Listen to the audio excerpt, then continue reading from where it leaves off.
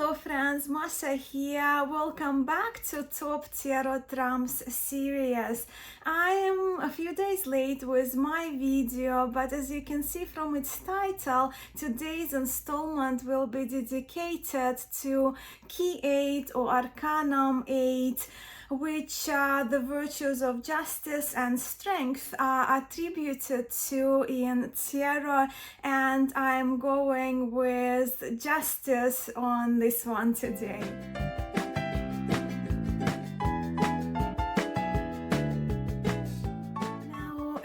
Last week I made a post here in the community section on YouTube on my channel and opened a poll on Instagram to find out whether you would prefer to for our this installment be justice card as we see in Tarot de Marseille, historic Italian thought traditions, or to go with RWS lineage with strength being Key 8 cards.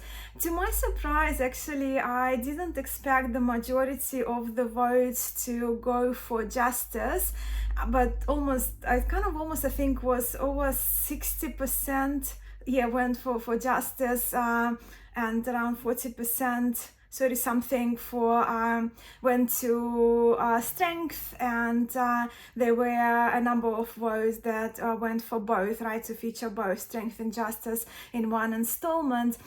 I did reserve my vote in case we had a draw, but I didn't have to use it. But if I had to, of course, I would put my vote to justice. It's just because Tarot de Marseille is more familiar system to me due to me dedicating more time and having done more courses and having done more practice readings with that lineage, right, Marseille Tarot lineage. Now, also, of course, if you do follow Rider-Waite-Smith tradition, you're welcome to go with the strength for this one. And I know already I've seen one video from one of you who went with strength, and I'm all for it. And I will be looking forward to your strength and justice responses. And ultimately, in time due, we'll do both, right? Anyway, when we get to Arcanum 11.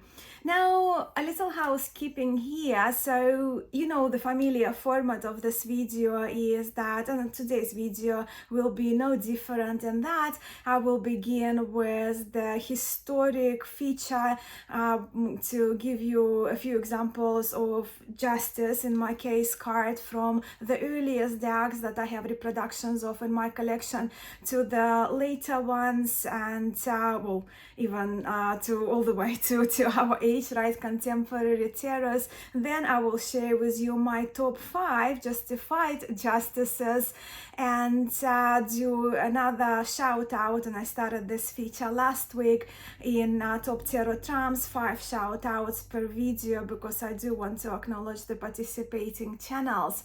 Now, also, I have heard now from quite a few of you, and thank you so much for all your feedback and your comments and your encouragement and support in Top Tarot Trumps series. So I know now that quite a few of you do like our historic excursions, where we look at the progression of each trump, beginning from the 15th century earliest tarot to our contemporary tarots, and my most contemporary ones, right, the release of last year and this year. And you enjoy this feature, but also I know a few of you are here just to see the favorites, right? So you're here to see the 5 favorites, and also a few of you told me that you prefer to break the video into 2 or 3 parts, so you can watch it in a period of a few days, right? Because it just suits your time, and I know it's kind of hard even for me to follow Top Tarot Trumps. I try my best, but sometimes I'm kind of behind following through the videos on the channel that I really love watching. So what I'm saying here is that from now on I will be including timestamps, and I know quite a few channels do that, and I think that and I hope that it will be helpful for you, for those of you who are following my features right on my channel for my videos on Top Tarot Trumps. My hope is that the timestamps will help you navigate my installments, right? So you can just, if you like the history part, you can just watch that. If you just only want to see top 5 cards, you can watch those top 5. If you are into shoutouts, you can just click on that kind of timestamp that will take you all the way through to shoutouts. So yeah, I'm done now with that. I just wanted to kind of introduce the timestamp thingy to kind of I guess remind you, if you don't look, because when I watch videos very rarely actually do look at the description of the video, so just wanted to kind of set this as a reminder for you that the timestamps will now be included in my Top Tarot Trumps installment. But now let's have a look at the portrayal of justice throughout the history, beginning from the earliest 15th century tarot all the way through to 2024. Let's actually take a minute to chat about cardinal virtues first, as whether you follow Tarot de Marseille, Thoth, Italian or RWS lineages, we are here with a virtue, right? Either strength, which is fortitude as well, or justice, regardless, a virtue that we are featuring today in the video card of a virtue. And just to give you something to look at, I'll just put here both justice and fortitude cards from the 15th century Mantegna deck, which is a very unique 50 card tarot key that doesn't follow traditional tarot structure, but nevertheless the images, as you can see, are very beautiful and to be for me personally fascinating to explore. I do have series that I need to finish on Mantegna. But yes, so you might find Mantegna interesting, especially if your interests lie in the medieval and Renaissance thinking and beliefs. So yeah, with the justice and strength of fortitude, these represent 2 of 4 cardinal virtues, which of course the third one is also represented in a tarot pack, being temperance. But the one that hasn't made it into our tarot pack, 78 card or 22 trump, is of course prudence. So this one is not included in tarot system as we know of now. And we of course also know that while 4 cardinal virtues have carried Christian associations and connotations for the longest time, they actually were first devised by Plato, the Greek philosopher, and they are linked, the virtues, cardinal virtues, are linked to ethics, fundamental ethics that are described in classical philosophy, well, with Plato again, as I mentioned, being a Greek philosopher to begin with. So with that, cardinal virtues, they contain these core principles, moral rules for the individual to abide by. But in regards to this video of mine, my personal focus, and some of you may be doing strength, but my personal focus lies on justice. And in here, justice is shown as just like other virtues, as a female figure, and this justice is facing straight ahead at us and looks very similar to the justices we see in iconography and in all historic and a great majority of contemporary tarot decks as well, only that this justice, when it comes to historic tarots, this one is shown standing. She's holding a sword in her right hand, and that's the symbol of her discernment, and the scales in her left hand. And scales originally may have been referred to weighing of the souls, and of course that Maat from goddess Maat from Egyptian mythology comes to mind for this aspect. But also the scales of justice may be seen as just the tool evaluating our morals, being virtues, and weighing and evaluating our ethics and morals. And now to the formal representation from one of the earlier tarot decks. So once again, we are here with Visconti Sforza, which is one of the base decks because it's one of the earliest hand-painted tarots that we have access to reproductions of. So in here, the sword, the scales, right, same position, right hand, left hand. And once again, we are here possibly with the portrait of Bianca Maria Visconti. This is Visconti's Sforza deck, right, dedicated to Visconti and Sforza family, based in Milan. Well, this tarot refers to the 15th century.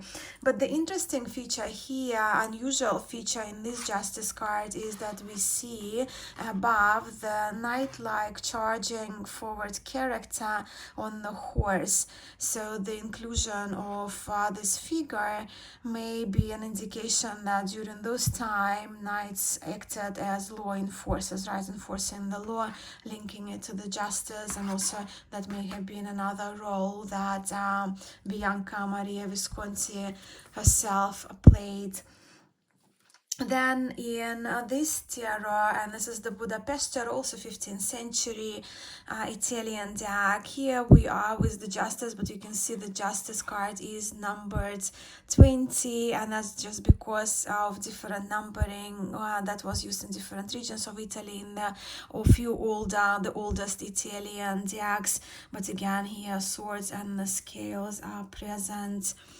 And from there, another just slightly younger tarot, right, also 15th century Rosenwald, rather similar iconography. Here we see numbered 8, which is kind of maintains this numbering that we are now familiar with in Italian and historic Marseille tarot decks. And the difference in here that these justice sort of have a almost like a headpiece, but it's more like a web-like halo on her head. And then in the mid-17th century, reveal the justices probably resembles Tarot de Marseille. He kind of reversed the positioning of the sword and the scales. And the wings look more kind of beginning that moving to the 17th century, we begin to see some sort of wings attributed to justice. And in reveal, she's 7, is it? Doesn't matter. So moving into the Brussels Rouen pattern. So again, very similar possibly, but in here visibly you can see that these wings, they are clearly, even this is a woodblock print, they are more of angel wings. And then if we examine type 1 and type 2 Tarot de Marseille, we can see the style and the shape of the wings are different. So in a Dodal reproduction, the wings once again look more like kind of butterfly, almost like the ones that we attach to the back. When in here, they kind of more look like two pillars and the fabric over the chair or the throne to support. So, and of course, from these cards, all the justices, as you can see, they are in a seated position. So that's our two types of Tarot de Marseille. Then when we move to the later 19th century Italian style decks, the wings, they become visibly angel-like, right, in the justice, but still seated.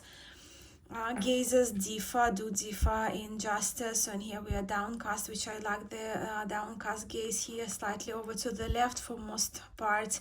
Tarot de Marseille looking at us straight ahead, but not always. But they're just beautiful Italian representations of Milanese Tarot Dotti and from Piedmontese Tarot.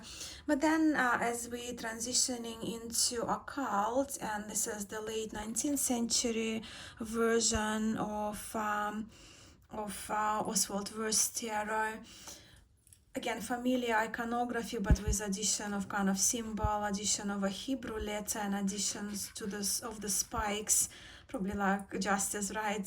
Sharpness of it, added as the crown of the justice. But that's again, we are here already with the occult tradition, which continues into the 20th century. RWS, that was published in the early 20th century. And of course in here in RWS we do see the change of the sequence and numbering, even with Oswald Verse, even though occult he maintained number 8. And it's a known fact, of course, that it was Arthur E. Waite who actually altered the numbering of the major arcana, switching the justice and strength cards, switching the numbering, right, between justice and the strength cards, where kind of also coming from the Golden Dawn background, and even though renaming the card as Adjustment, Aleister Crowley didn't share A.E. Waite's view on the numbering, and even though influenced, of course, by Golden Dawn, Aleister Crowley, he preserved the original sequencing of the trumps with Thor's Adjustment being numbered 8. And as you see here in this display of historic iterations of the Justice card and Tarot, what most of them do share in common is they are all women, female representations of the Justice, holding the sword in the right hand and the scales in the left, with the exceptions of those two decks, that kind of more unique and Brussels round pattern, and with the Thor's Justice actually holding the sword with both of her hands. But now to the later decks. Here I've got two cards representing the 70s. Of course, you're probably familiar, they're still in print, these decks, the Aquarian Tarot and Morgan Greer. So as we move into the 70s, we're still pretty much with very traditional depiction of the Justice, right, provided of course given different art style and different artists, but more or less symbologically, iconographically, we are pretty much with kind of those decks are based on the tradition, but of course because both of them are based on Rider-Waite Smith, these justices are, as you can see, numbered 11. But then in the 80s, more tarot decks begin to come out with more freer artistic interpretations of tarot cards, of course including Justice, as I'm bringing these two examples from the 80s, but interestingly they're both numbered 8, Mother Peace Tarot, and this is Japanese Ukiyo-e as my examples for the 80s. And then when it comes to more recent decks, we see both, right? We see the decks that adhere to kind of symbologically to more classic depictions, but also we do have tarot decks that move away of that traditional iconography. So I'm just showing you a few examples. Actually, blindfolded Justice, I didn't speak on the subject, but hey, not enough time on this video. But yeah, I do like very much this Justice, and a few more contemporary ones for you. Now this one is my own Justice, so that's from a little deck that I put together using AI, and this is Jessie, my childhood dog, as the Justice in the Swiss mountains, Swiss Alps, because as I mentioned in one of my videos when I featured this little deck, it's only majors only I made for now, but she was very balanced, very neutral doggy, didn't have favorites in the family, which is very rare for a pet, and I kind of gave her the scales and the big swords for her discernment. So that's kind of the cute one, but yeah, my own. And of course the last one is the more recent deck that some of you are familiar with, Ehrenberg Tarot, so 2024 deck, so the most recent one. And now to my top 5 justified justices, my top 5 justice cards in tarot. I actually do very much like my virtue cards in tarot, and when given a chance before buying a deck, I would check out the 3 tarot virtues in my decks, along with 3 celestials, which I also love. So let's have a look at my top 5 for Arcanum VIII. Allow me to begin with my favorite justice from the earliest tarots, and this justice card comes from the 15th century hand-painted Charles VI tarot, and I have it in restoration by Marco Benedetti. Now, when it comes to this justice, I just find her of such a beauty and refinement. She's depicted here with that spider-like but filled with color halo, and the colors in these cards and the facial expression of this justice, they're just very attractive to my personal taste. And having seen illuminated tarots originals Visconti in Italy, I kind of love to ponder and imagine how this card would look with old gold foiling and embossing. But this one, of course, is a print, but I absolutely adore when it comes to historic tarot decks, Italian tarot decks. This is my favorite depiction of a justice. Next historic justice is from another of my most recent acquisitions, actually, from Marco Benedetti. And this justice card, that's the justice, they're the backs. Only a couple of days ago, did a walkthrough of this tarot. This justice comes from one of the earliest Type 1 Tarot de Marseille decks in Nicolas Rollichon tarot, and it's quite a bit of mystery behind the deck. So if you're interested in historic decks, I will try to remember to link my very lengthy geeking out on Rollichon, geeking out on Marseille video. But what I love about this justice, this depiction, and in general Marseille depictions, but in this particular one, what's different is that the justice's gaze is downcast, suggesting her impartiality and objectivity. Now, I haven't spoken in this video about the popular portrayals of Lady Justice when you probably want such iconic images when she is blindfolded. So for me, this TDM, this Marseille Tarot version of the Justice is close to it, because with the gaze of Justice being downwards, almost meditative, right, it kind of hints on her blindness to bias. And that's an important, I think, important detail in justice cards. I guess because I have spent the longest time learning to read Marseille tarot out of other tarot and cartomancy traditions, this woodblocky depiction of justice is the most familiar to me personally. So I might as well just chat to you what tarot justice signifies to me while we have this card in front of us. So yeah, when singled out, and I mean, here we're not with surrounding cards in the context of the question, right? So just kind of as justice on her own.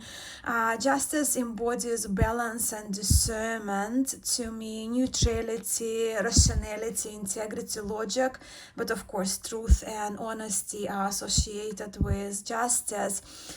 Of course, in its literal associations, justice can indicate legal matters, court cases, punishment, acquittal. Also, I have had readings when, once again, literally, justice signified a lawyer, but also, of course, people-wise, justice can be a judge or an analytical assessor or investigator of sorts, just to give an example. Also, one of the more important aspects that justice signifies to me is law and order, literal and natural law and order, and with that, the law of cause and effect, which brings me to my third favorite justice card.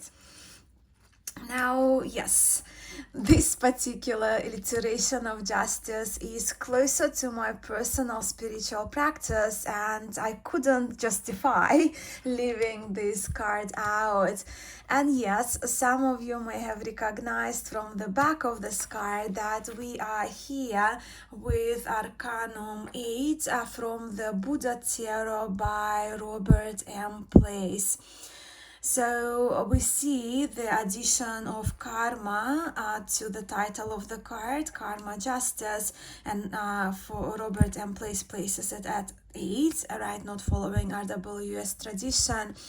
But this addition of karma, of the word karma to the title, demonstrates the Buddhist and yogic or Hindu equivalent to tarot justice. So this card, of course, here we see Siddhartha, right? Siddhartha who became Buddha.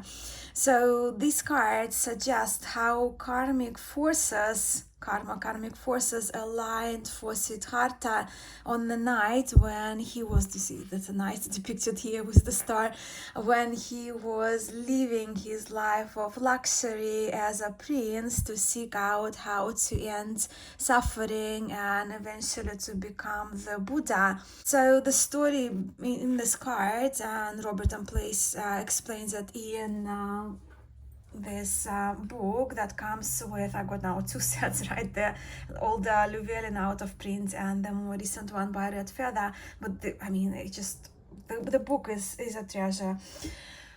Anyway, so the story with this card is that Siddhartha was worried that someone in his palace would hear him leaving, and he was leaving for good, and would stop him. But what then happened is that magically, well, we can say karmically, very alert guards fell asleep, and the gods lifted the hoofs of Siddhartha's horse here so that the noise of their hoofs wouldn't wake up the guards, and so that the soon-to-become Buddha could ride away in silence of the night safely out of the palace he was and his family he was leaving. That was his karma, it was his destiny, and the way I see it, the action that Buddha took, right, leaving all the luxury behind, is actually the highest justified action that he could have taken for the humankind. This deck is so intelligently done, and Robert M. Place, he is brilliant really in his concepts behind tarot and the knowledge that he has. I of course had to bring back the Visconti Sforza Justice as we saw in the beginning of the video, but also Robert M. Place mentions in his book the parallel between these 2 cards, and it just excites me to see this parallel where Siddhartha to me resembles so much the image of this knight charging forth. And quoting Robert M. Place, similarly, Siddhartha on our cards sets out as the champion of justice to end suffering and finds divine support for his endeavor.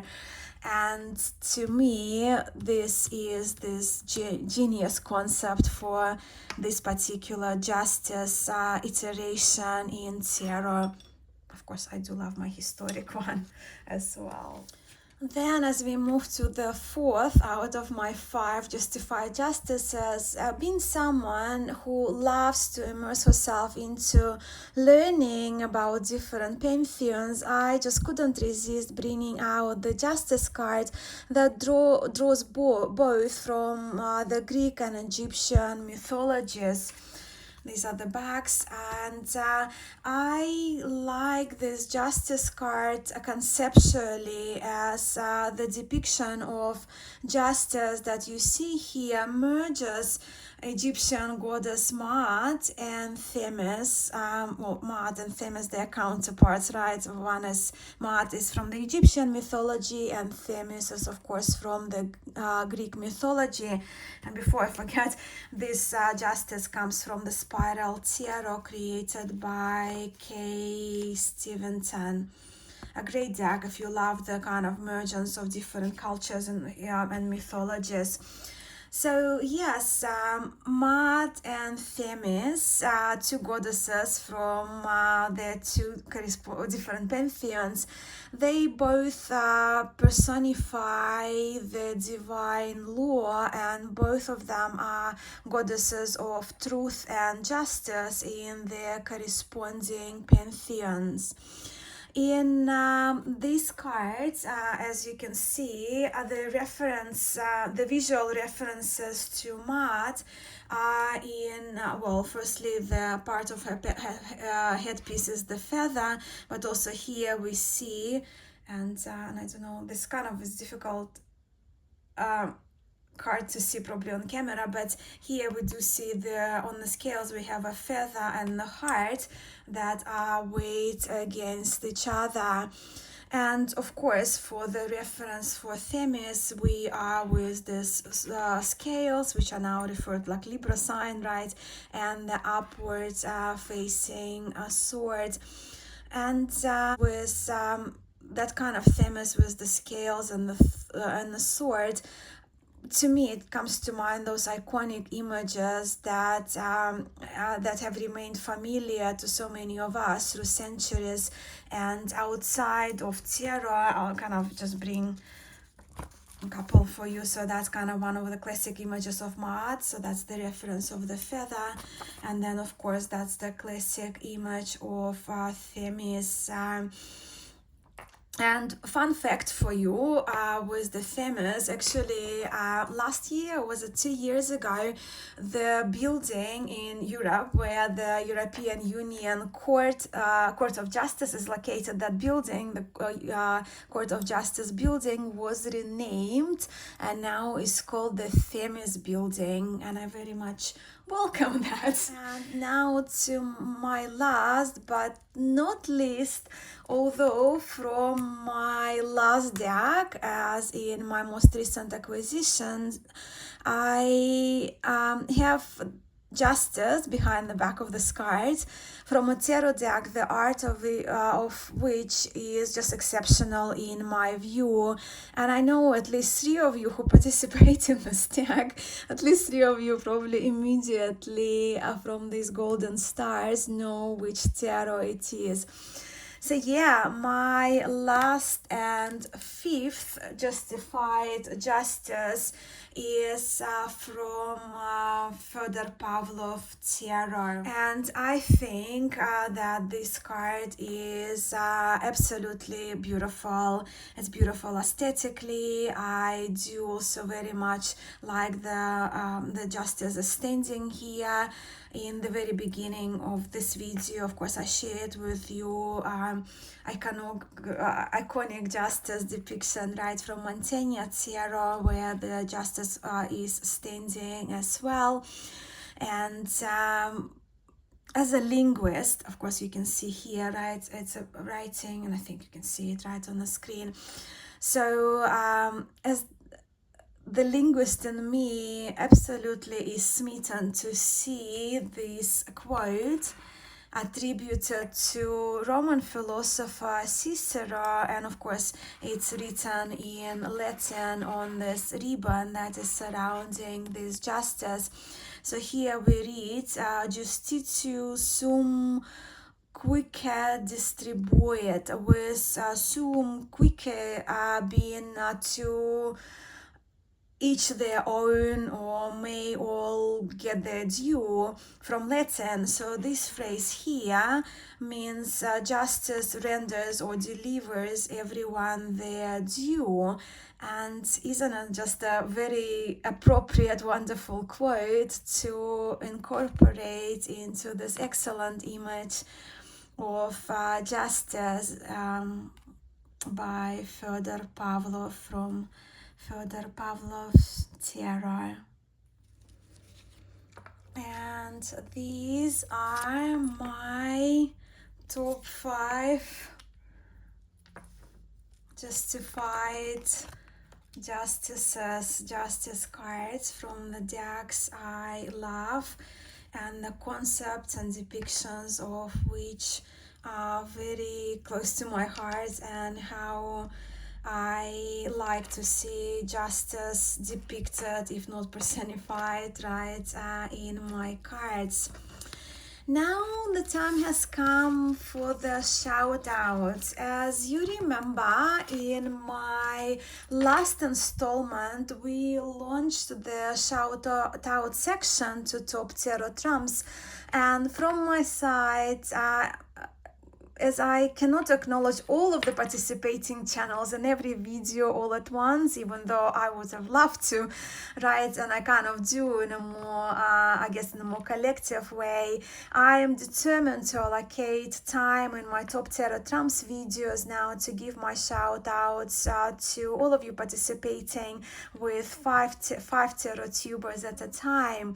So today I would like to acknowledge earlier arrivals again into top tarot trumps who choose to participate in this adventure with me through tarot majors, and of course these channels that I'm going to mention now, they're linked for you below.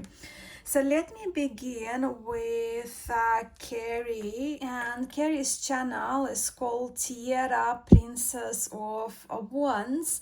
And from my memory, Thierry is a dedication to Carrie's dog. It refers to Carrie's dog's name. Carrie's videos are fun to watch, and not only I always see very new to me decks on her channel, but also I gain a different perspective from how Carrie sees not only tarot cards, but also I love her videos showcasing her interpretations of Lenormand, Keeper, fortune-telling cards. And then we had the wonderful Laura from Aquamarine 18 Tarot and Books joining Top Tarot Trumps. Now, I have been watching Laura for a few years now, and I absolutely love their channel and the insights I gained from Aquamarine 18 as a viewer. On Laura's channel, you will find videos featuring books as well, not just tarot-related ones, but books as well, which I love. And with Top Tarot Trumps, when it comes to Top Tarot Trumps series of ours, I always look forward to the installments from Laura, and I always learn something new, or I'm inspired to ponder on important subjects that Laura always introduces. With them being a practicing druid, I find it so fascinating and insightful when Laura shares that aspect of the practice, interweaving it with tarot. And well, if you do like the druidry, plant, nature, spirituality aspect, you may be up for a nice surprise in that area when you click on Laura's Arcanum VIII video, which Laura posted already and which I myself have just watched. And now to my third shout out on the next channel I would like to acknowledge today is a French channel, and the videos, her videos are in French. It's called La Chouette Mystique. And this is the occasion when I wish I could understand French. A couple of French channels are participating in this tag. One is in English, as I mentioned last week. But thankfully for subtitles that we can get in the videos these days, right? They come to rescue on YouTube. And Sophie's channel, while I am running late with this Key 8 video, the lovely Sophie, the person behind this channel, La Chouette Mystique, pardon my pronunciation, but Sophie has already completed all 22 videos for our Top Tarot Trumps. Impressive, isn't it? Right, so let's move on. Next channel I'm so thrilled to mention, I also discovered through this tag, and I'm now a big fan of. So in here you see the sparkling Lotus Ink is the name of AC's channel. So AC was the next person who joined Top Tarot Trumps, and I'm so grateful to AC from the sparkling Lotus Ink for her presence and her deeply meaningful contributions to Top Tarot Trumps. AC is very thoughtful and considerate and delightfully to me, very articulate in her videos. Again, I love language, I love words, so AC's videos are just music to my ears, and her knowledge amazes me. I love listening to AC speaking on tarot-related topics, but I also gain a lot from her talking about her personal practices along with plants and herbs, the qualities of applications of which AC is so knowledgeable and experienced in. So again, new to me. It was new to me in January, February, right, when I started. Not new to me anymore, but one of my favorite channels now to watch is Sparkling Lotus Ink, with AC being the person behind it. And then the last channel, the fifth channel I would like to mention today is Amy's Intuitive Whispers.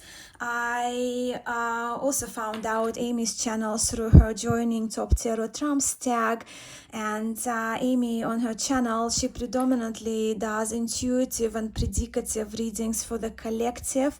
And I love watching people reading cards, and when I kind of have spare time or at the gym, I do love listening to videos like that to see the perspective of how people approach different cards in their different way. So Amy's Intuitive Whispers channel, along with the mentioned channels today, are linked for you in the description of this video below. And these are my top, I call them justified justices, my top favorite, current favorite when it comes to iterations of justice cards in tarot. I'm very curious whether we share any of them in common, and whether any of them, if you don't have these decks, any of them caught your eye particularly. Of course, I will be looking forward to see your responses, whether they would be for this installment your favorite strength cards or your justice cards. I really do look forward to seeing your favorites and hearing why.